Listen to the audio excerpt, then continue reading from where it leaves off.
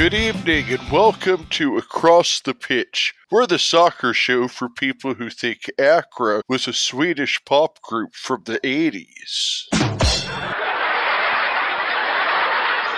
Now, of course, the Swedish pop group from the 80s was ABBA, but today we're going to talk about Accra, which is the capital and largest city in Ghana. And if you've been following with us at all, you know that we have a new partner website, GhanaFootballNews.com. And today, myself, Phil Kennedy, and Aaron Ayers are going to be speaking with Abdoulaye Subaru about his website, GhanaFootballNews.com.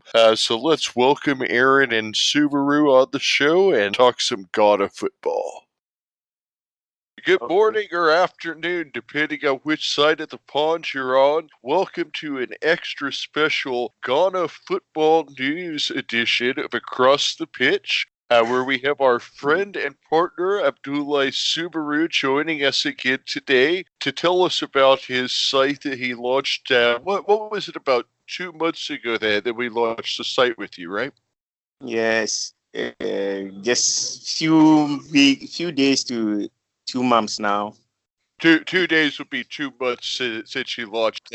And we also have Aaron Ayers joining us this morning. How you doing today, Aaron? Yeah, I'm a little pissed off actually. But otherwise, do we have an early cheesed off this morning? Cheesed off? What am I talking about? Of course, I'm cheesed off. Cheesed off. I'm cheesed off because, well, it was an abject, awful refereeing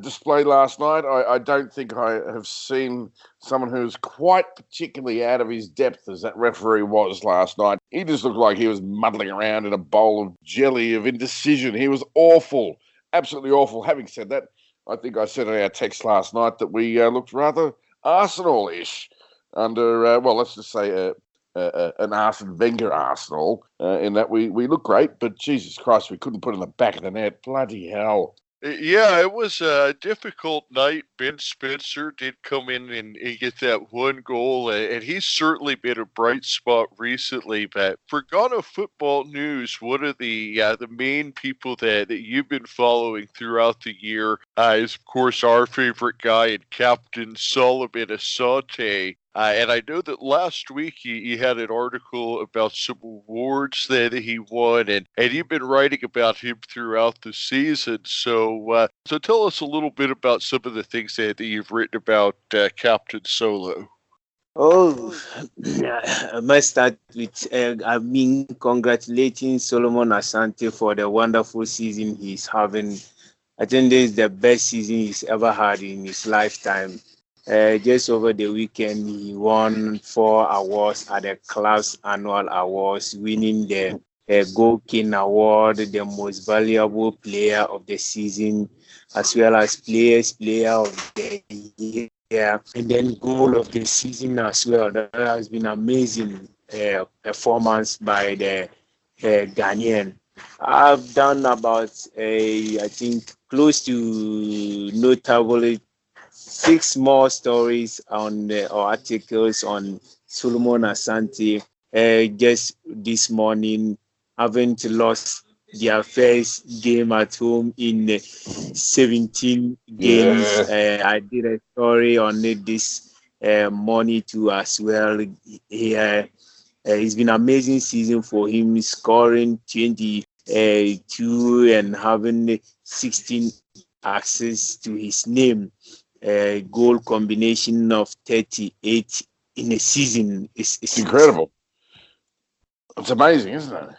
Yeah, he has had just a season for the ages, and now that kind of brings to one of the biggest things that you cover on your website, GhanaFootballNews.com, is players from Ghana that play around the world in the U.S. and throughout Europe. And tell us a little bit about that, because there really is so many players from Ghana that are playing and making an impact throughout the world. Who are some of the main guys that you've been following recently?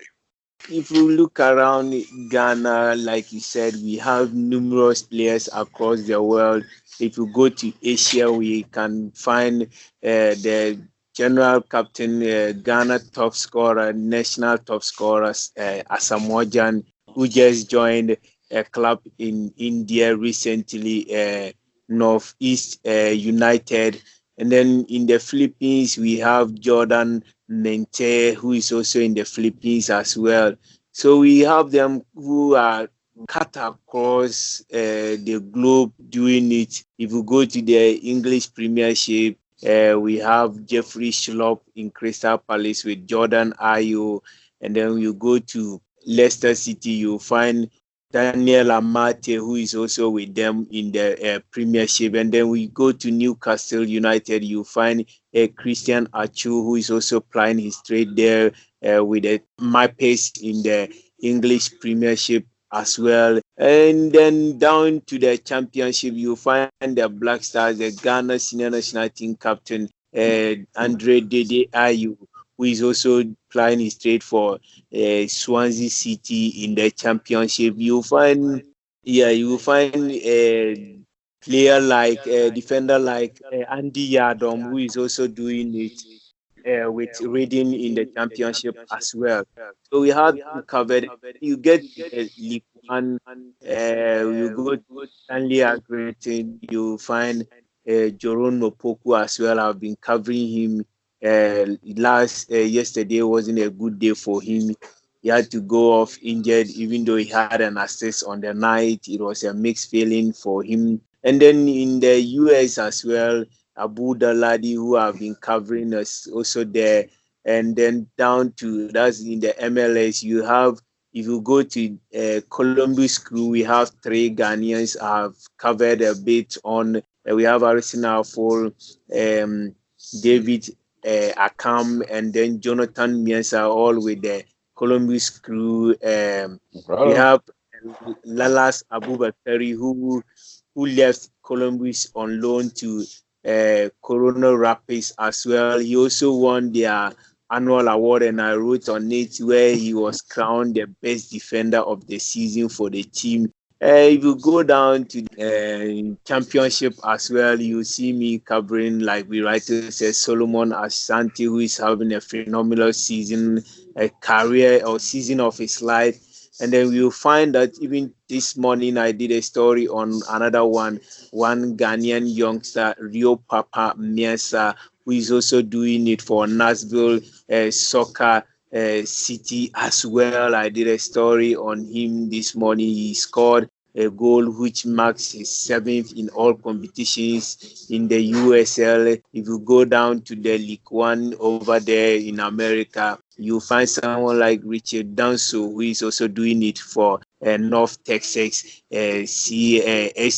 I've done a couple of stories on him as well. If you go to Spain, you see someone like so far, with my articles, I rate him as my best so far this season with the Ghanaian players playing their trade abroad, and that is Thomas Teipate. He's been phenomenal for Atletico Madrid in the Spanish league, and then still in there in the Spanish league, you find Ghana's most influential midfielder, Mubarak Wakaso, who is also there as well with Divo Alves. Another young chap, rising star, talented defender we have playing his trade for Real Valladolid in the Spanish La Liga as well. Salis Mohammed, I have done a couple of stories on him. If you go to newly promoted star RCD Mallorca, who just came into the Spanish League D, you have three Ghanaians. Just to cut in real quick, mentioning Mallorca is we're actually here in Phoenix, Arizona, and something that our listeners here in Phoenix might find interesting is that the Mallorca team is actually co-owned by a couple of people with Phoenix connections. One who is not very popular around here, and that's Phoenix Suns owner Robert Sarver, and then also Steve Steve Nash, who is, of course, the former Phoenix Suns point guard, and you now see him on TNT and rooting for Tottenham. Boo! Yes, so Robert Oh, Sarver that's and fantastic. Steve Nash are the owners of Mallorca, so that's definitely something our listeners might find interesting there. Mallorca has Yeah, nice food beaches too, so I've been told. Just to by the by. that's quite interesting. And over there we have 3 Ghanaians who are there. We have midfielder Idrisu Baba Mohammed, and then we have 2 left backs of Lomo Agbenyau and then Baba Rahman, all plying their trade for RCD Mallorca in the Spanish La Liga. And then Denmark as well, I do cover a lot of Ghanaian players who ply their trade there. If you go to a team like FC Nordsjælland, you can find a couple of Ghanaian youngsters numbering up to 6, all plying their trade for the team. And at times you can find their lineup, and then there will be at least 4 Ghanaian players starting for them, which is always a joy. Yeah, which is always a joy to get when you know that these youngsters are getting their chances. If you go to the Dutch league as well, I do cover a lot of Ghanaian players. We have youngsters like Malcolm Beidou, who is also there, and then just a couple of them all scattered around Europe. If you go to Turkey, we have a few of them who I do cover in the Turkish league as well. We have Joseph Atama, we have Afriye Aqua, and all those stuff. Italy is not left out, where we have another informed Ghanaian over there, Kojo Asamoah, who is doing fantastic for Inter Milan, Antonio Conte, and his side over there in the Italian league as well. So Ghana Football News, I think, it's been a blessing to have such a site. Basically, it's about covering or going around the globe to see what is happening in the footballing terrain with Ghanaian players in mind, and that is what we've been doing throughout this couple of months since we started this site. I've got a question for you. So you mentioned, it's interesting. I think Ghana is quite a bit like Australia in a lot of ways, in that, we have a lot of players overseas, a bit of a diaspora, if you will. But it seems more profound, I guess, with Ghana. And I'm assuming that it probably has a lot to do with the fact that the league is not happening. It's defunct. It's not happening. So how, this is a question that I have for Solomon Asante one day when I can have a chat to him, but I'm going to ask you, how does the league affect your national team's chances, do you think? Well, or the lack of a league, I should say. Yeah, if you look around, you find out had so many players from the local league always playing for the national team, which I think is a bit of a worry, and that is what is causing the exodus. That is what is one of the factors that is making a lot of Ghanaian players leaving the local league to try elsewhere. You see some of them even preferring to go to other African countries like Angola, places like South Africa, Zambia, instead of staying at home to play. You realize that we have another Ghanaian in the MLS in the person of Latif Blessing. This is a scenario I want to put up. In the season he left for the MLS, he was the most valuable player in the league, as well as the league's top scorer. But he couldn't make it to the next Nations Cup in that year because the coach who was Abraham Grant, didn't select. I know him well, yes. Yeah, he wasn't selected. And then you look around and you see that if that's the case, most of the local based players will want to ply their trade elsewhere, since that will be the good chance for them to get into the national team. For you to be in a league's most valuable player as well as top scorer, and your national team is going for a tournament, it is expected or is of hope that you can also make at least the squad to the tournament, and probably you might get some few minutes to even play over there. But for you to be dropped and not called, I think it didn't sound well, and it has been so till date. You realize most of them, just the last Nations Cup that was held in Egypt quite recently, you realize that we have only one local based player from the Ghana Premier League in there. And that local based player was the second choice keeper to the first choice keeper, Richard Ofori. He stayed on the bench. So what you're saying is that because of He the to the get issue, into the national team. the issues with the local leagues that have been happening, that most of the best players are leaving Ghana and going to the international leagues. And now you have a situation where all of the players that are on the national team are players that are playing in different leagues and around the world, and essentially the second choice keeper, who is a guy who's really not going to play unless the first choice keeper gets hurt, is the only local player on the roster, and I imagine that eventually leads to it becomes more difficult to coach a team full of guys that are playing in all different systems around the world than maybe if you had a team where half of the guys were playing in the local leagues and, had the same coaching, the same, maybe even playing together on teams, things like that. Yeah, you will realize if you look at the North Africans, when we are talking of Egypt national team, you talk of Algeria, who just won the last Nations Cup. You go to Tunisia as well, who eliminated Ghana from the Nations Cup at the round of 16. You find out that these are purely and basically in their setups. You find only 3 to 4 players who are players that ply their trade in abroad. But majority of their squad, if you look at their starting 11, you can count about 6 to 7 of them who do ply their trade in their local leagues over there.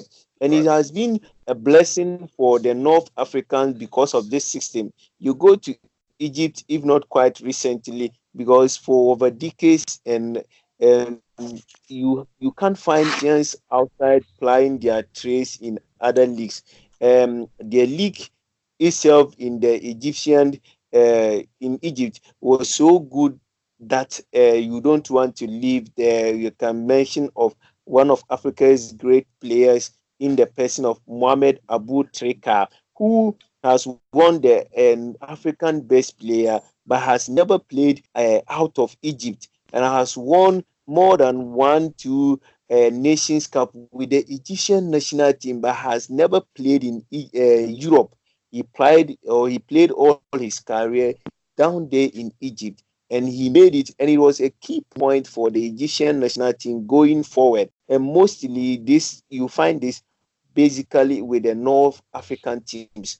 There, the league, I must say, if you come down to Ghana here, I must say our isn't that attractive in the sense that you look at players' salary and all those things.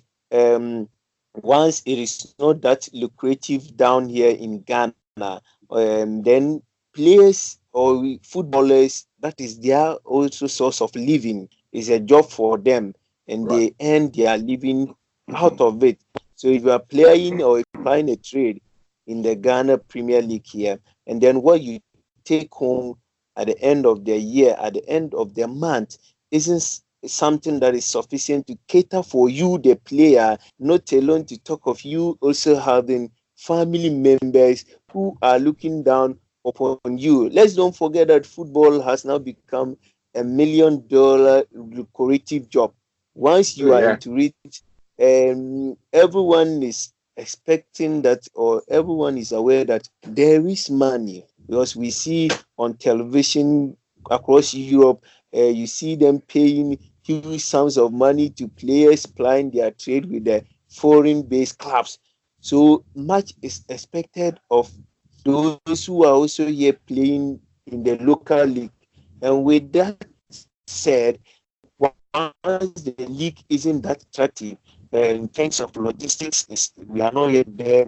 In terms of infrastructure, we are yet to get there. In terms of motivation and the remuneration for players, and that is one factor we are yet to get there. So all this coupled with factors you can't say you can't use to force the players to stay. So once you come into the scenes in the local league with a good performance for one season, and there's a team even in the nearby African country which comes around, it's easy for you to join them so that you can be paid much better than what you are getting at home, so that you can be someone that can also, in one way or the other, cater for other family members as well.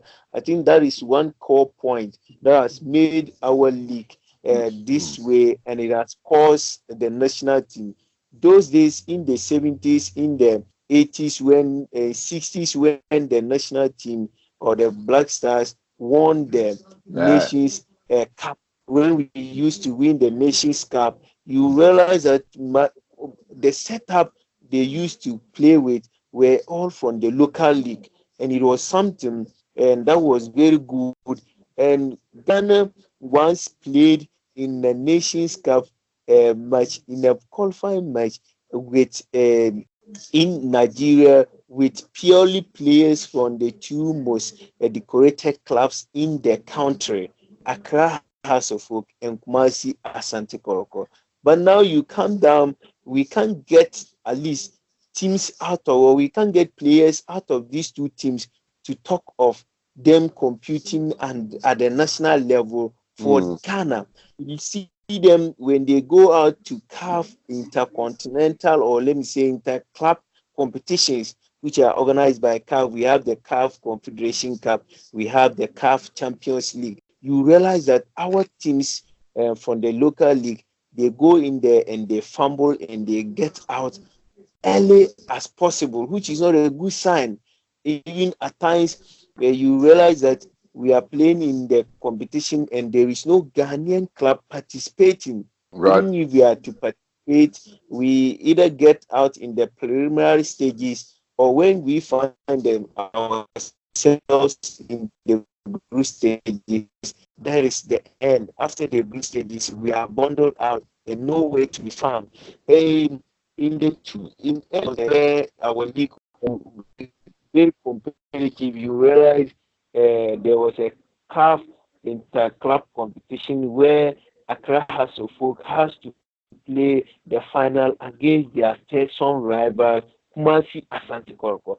That was the time the Ghanaian league was more attractive, and players failed or wasn't in agreement to leave because the league was attractive and there were sponsors too as well for the league. At that time we have One Touch, the telecommunication One Touch sponsoring the league.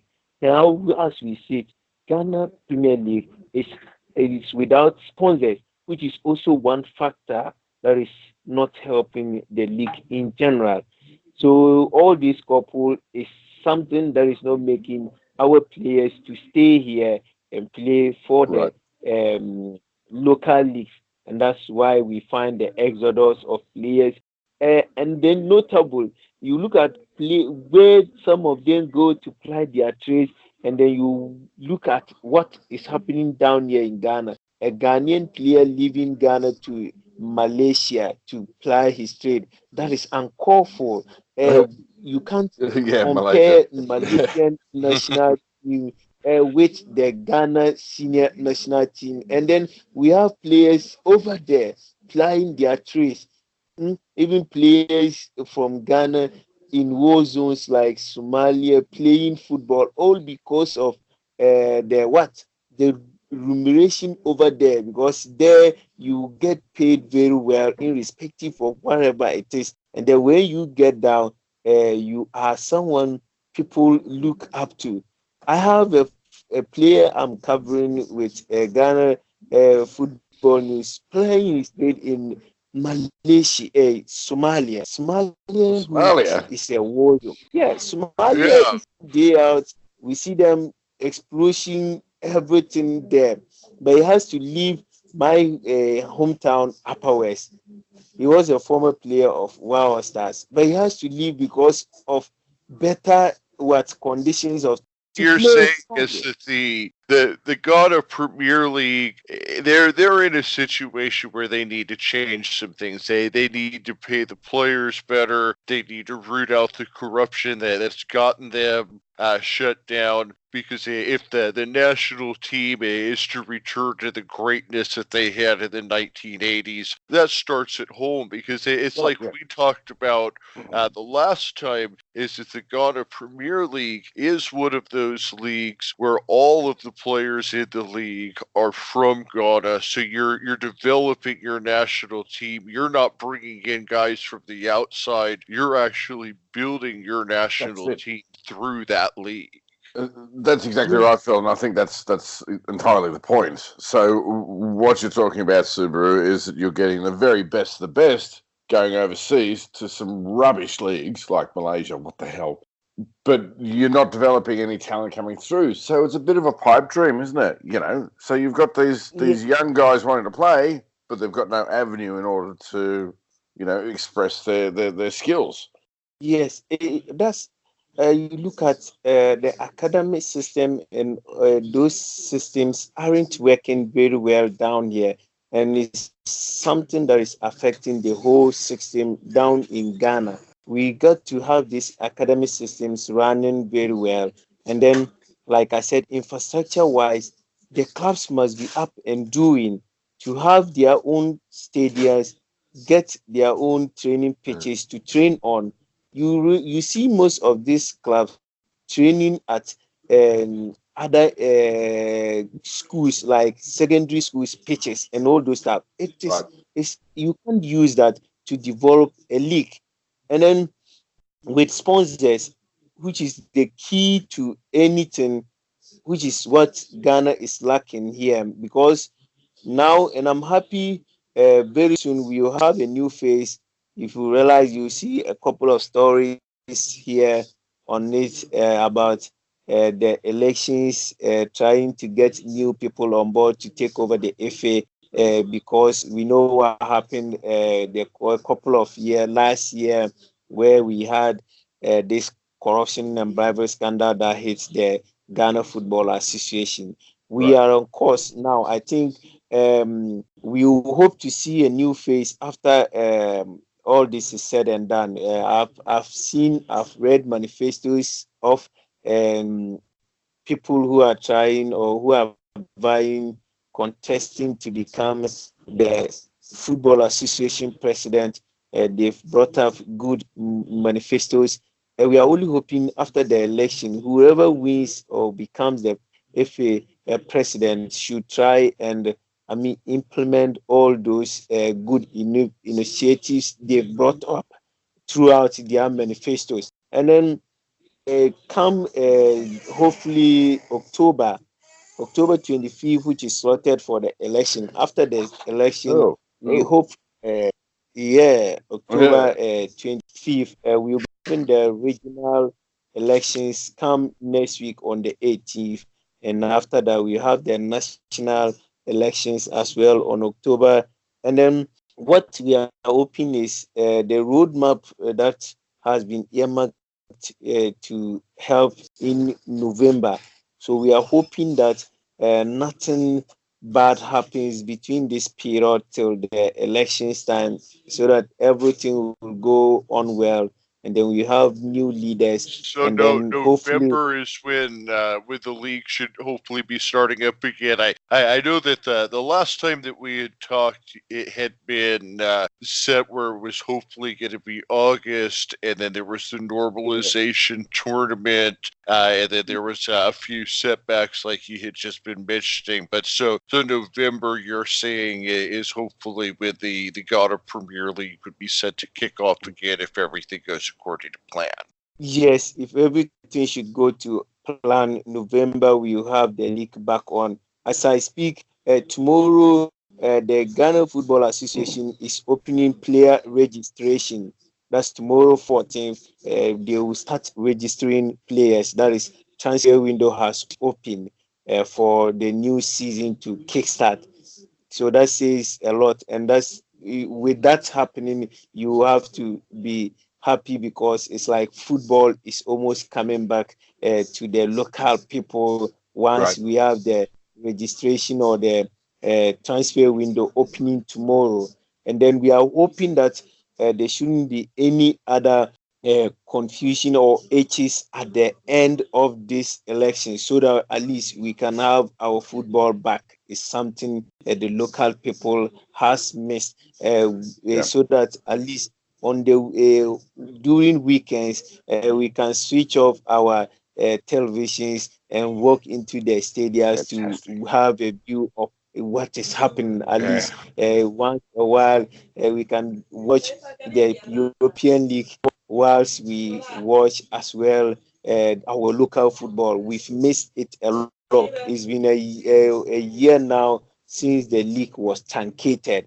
Everyone down here in Ghana is missing the local league. We've seen our clubs playing friendlies, which friendlies wherever or no matter how it is, isn't something people look up to. We want to see them being competitive.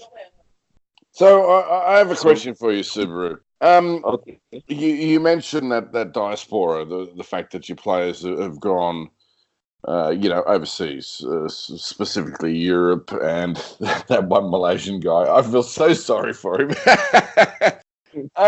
You don't mention, so all right. Let's put this into perspective for our American listeners. So Ghana is ranked 7th in Africa as we speak.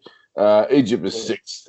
Nigeria is 3. Senegal is ranked 1st in Africa. Yeah. Cote d'Ivoire or the Ivory Coast, depending on where you're listening to us, they rank pretty well as well. Why? Okay, it's a double barrel question, so bear with me here. Okay. Why aren't they going to other African leagues? And is that because there's a big rivalry? And what's the other? What's Ghana's big rivalry? Who do you dislike the most? It's got to be Cote d'Ivoire, isn't it? But you see, our biggest rival down here is Nigeria. They are our brothers, but they are our neighbors. But those, I think, when you see Ghana playing Nigeria, that is where you see that rivalry coming in. And couple of Ghanaian players who are over there in Nigeria playing in their league as well. Like I said, yeah, you can't go to Africa. It's just as if you go to Europe, there is, or even throughout the world, there's no league I can say you won't find a Brazilian playing in there. That one I see it. It's almost like any other league you get into, you find a Brazil. Even in Ghana, yeah, we have Brazilian playing for Ashanti Gold. Yeah, Ashanti Gold in Ghana here.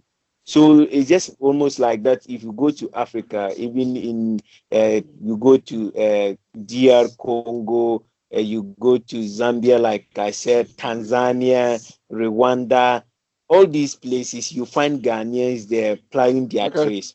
Okay. Yeah, so it isn't like with the leagues we have competitors, but it's just that most of our players here feel or find those leagues more attractive in terms of the income and other infrastructures over there than here, right. And that forced some of them to go over there and ply their trades. You can find, if you go to Angola, we have a team over there, Petrol, where you have 2 Ghanaian players plying their trades there. It's still in that Angolan league. There's another Ghanaian there. So it cut across the whole of Africa. There's no African country you visit, and there's not a Ghanaian player plying his trade there. Lesotho, we can talk of, you can find them there. So almost all the countries or the almost around the continent. There are Ghanaians there, so it isn't that we have competitors, but it's just that I think most of them find it easier to earn better, and then hopefully to get other opportunities easier to go to Europe. I think that is one factor that forces them to go there. But there's no league in Africa. There isn't a Ghanaian playing in. Oh wow, okay. So the main point of this interview that we were doing today was to get people to know more about your website, GhanaFootballNews.com. And I wanted to make sure that the last question came back around to your website. And I did also want to mention that this interview that we're doing here right now, not only is this show going to go on the Across the Pitch website, this interview here will also go on the Ghana Football News website. Also, if you did not have a chance to listen to the interview that I did with Subaru back in, I believe it was early June, definitely take a look at that. And I'm going to put that one on the Ghana Football News website as well. So in addition to the articles and things, we're planning to do a talk like this, say maybe once every couple months, just to give an idea of what's going on in the world of GhanaFootballNews.com. So what I wanted to finish up with was just I wanted you to kind of tell people what your plans were over the next 2 months or so, and what they should expect to see you covering on your website.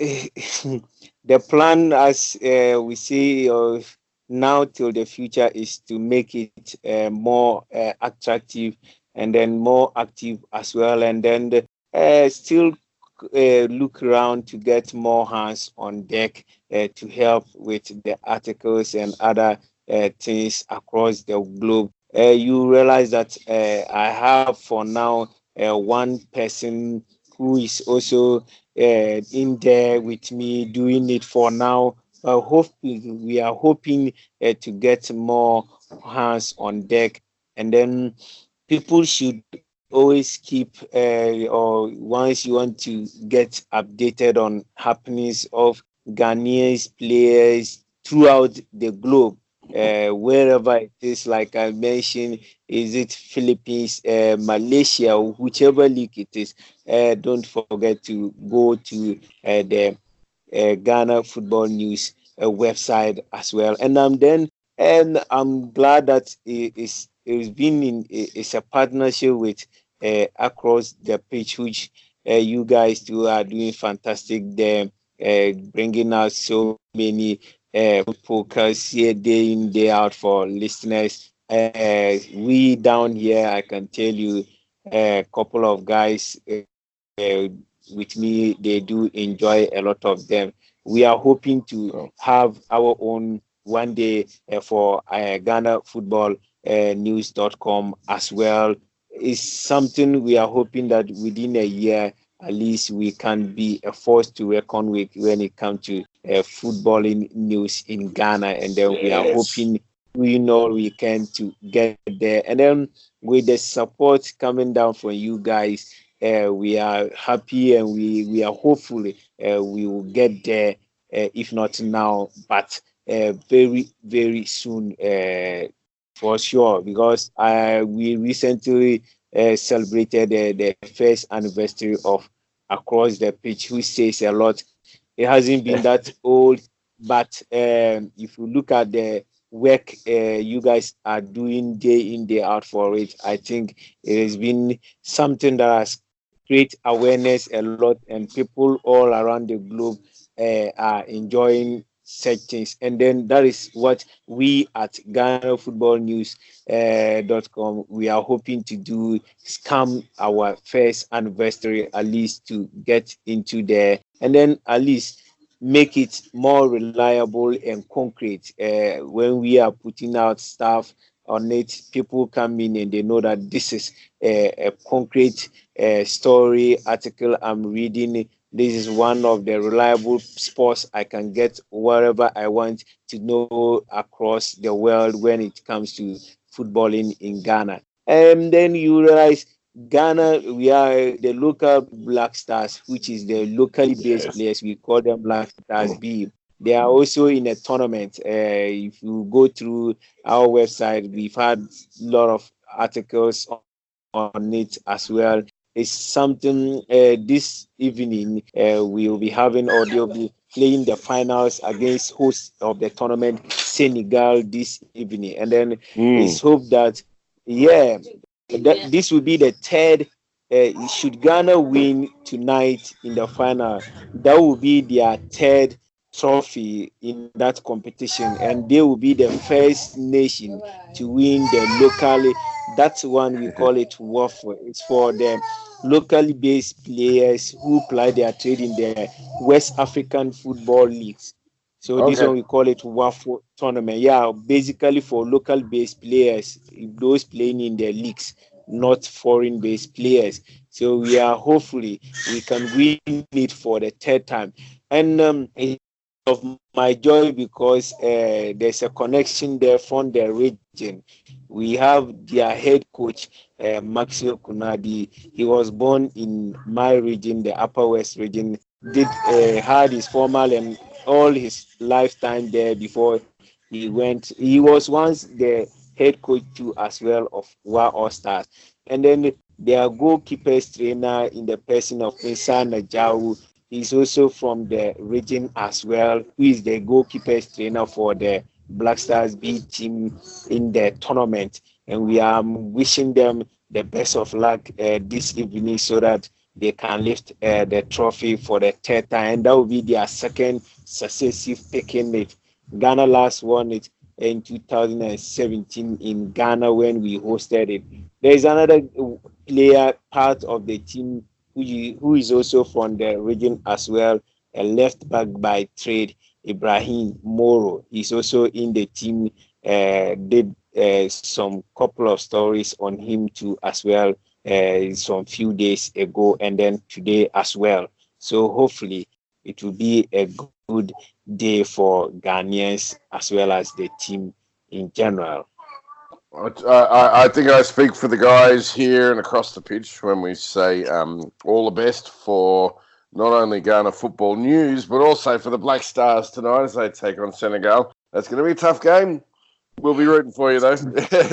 Absolutely. We want to see a win here tonight, and I really appreciate all the nice things that you said about across the pitch, and we could not be more happy to be partnered with you and see your site continue to grow. And I just want to say what an impressive amount of content you guys get out for just being two guys. And I can see that your articles just keep getting better and better as time goes on. And certainly we want to do everything that we can to continue to support you and definitely helping to get your podcast going so that your site can continue to grow. And of course, we have the new shows across the gridiron and across the rink. So we're now four sites strong in our network here, and we just couldn't be more thrilled that to have such an amazing site as Ghana Football News to be a partner with us, and we look forward to seeing you guys become, like you said, the source for all things football in Ghana. Absolutely. My regards to Aaron as well. This is the first time I think he's joined us on the chat. Our first one was we alone, but today it's good to have you two with us, and we are hoping for more of such. Good to talk to you too, man. I was bitterly disappointed I couldn't get on that first call. Glad to be on it today. Hey, I've just got one thing before you go. Okay. Do you remember the World Cup in 2010? The group match versus Australia versus Ghana. Yeah. That was a hell of a game, I have to say. I think it was like the 25th minute or thereabouts. Our main striker, Harry Kuehl, got sent off for handballing in the box. Yes. Like, I don't know what he was doing. That was great, man. I mean, I was happy that we got a draw out of that because you guys should have killed us. It was fantastic. Yeah, it was a good game at all. Yeah.